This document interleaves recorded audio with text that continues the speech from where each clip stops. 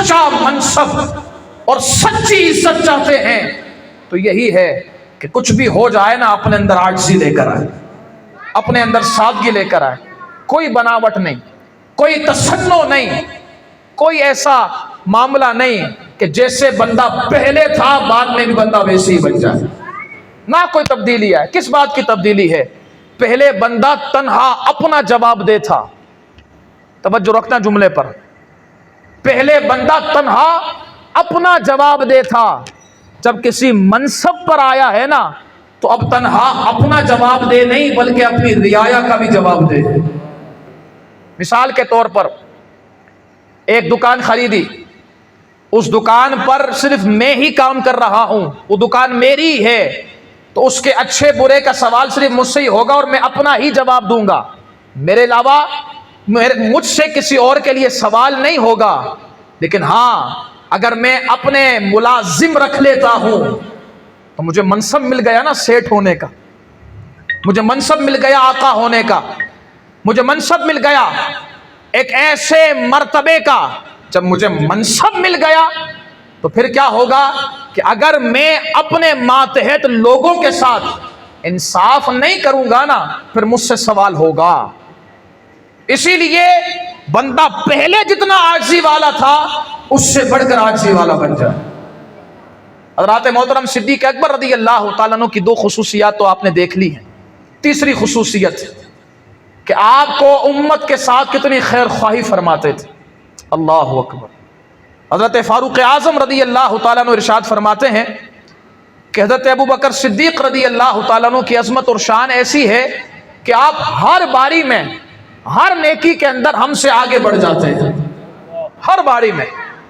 فرماتے ہیں کہ حضرت فاروق اعظم رضی اللہ تعالیٰ عنہ کی ایک عادت مبارکہ تھی کہ حضرت ابوبکر صدیق رضی اللہ تعالیٰ عنہ کا دور خلافت تھا، آپ روزانہ رات کو اپنے گھر سے نکل جاتے، اور خاص ایک خاتون تھی جو بڑھیا تھی، نابینا تھی، توجہ چاہوں گا آپ سب کی، بڑھیا تھی، نابینا تھی، دونوں عیب موجود تھے، گھر میں کوئی اور کام کاج کرانے والا بندہ موجود نہیں تھا، ایسا کوئی نہیں تھا جو آپ کو کھانا کھلا دے۔ روایت میں آتا ہے حضرت فاروق اعظم رضی اللہ تعالیٰ عنہ روزانہ اس غرض سے نکلتے کہ میں جاؤں گا اس کے گھر کا کام کاج کر لوں گا، تازہ روٹی پکا کر اسے کھلا دوں گا۔ لیکن فاروق اعظم رضی اللہ تعالیٰ عنہ فرماتے ہیں جب بھی میں اس کے گھر پہنچتا میں دیکھ کر حیران ہو جاتا کہ گھر کا سارا کام کاج مکمل ہو جاتا تھا، کہ پہلے ہی مکمل ہو گیا، سارا کام کاج ہو گیا ہے۔ فرماتے ہیں پھر میں جب اس سے پوچھتا کھانا کھا لیا ہے تو وہ کہتے کھانا بھی کھا لیا ہے۔ اب کہتے ہیں میں پریشان ہو گیا کہ وہ کون سی شخصیت ہے جو پہلے ہی آ جاتی ہے اور پہلے ہی انہیں کھانا کھلا کر چلے جاتی ہے۔ فرماتے ایک دن گزرا، دوسرا دن میں جلدی پہنچا، دیکھتا ہوں کہ وہ سارا کام کاج ہو گیا ہے، تیسرے دن پہنچا پھر کام کاج ہو گیا ہے۔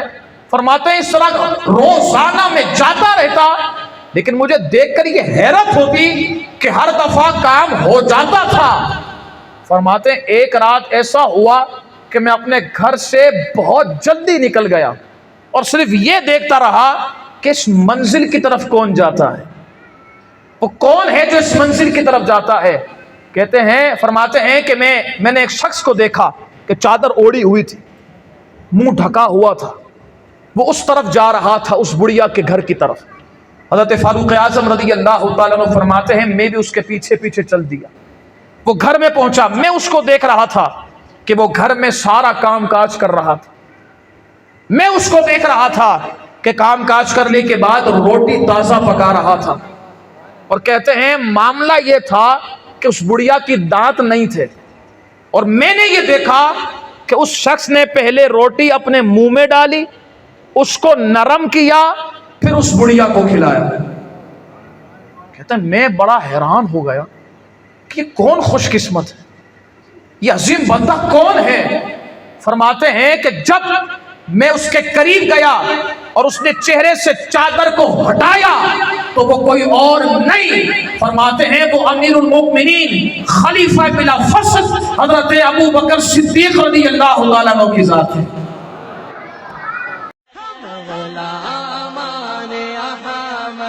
نظارے ہیں، کوئی بھی ہم سے جیتا نہیں۔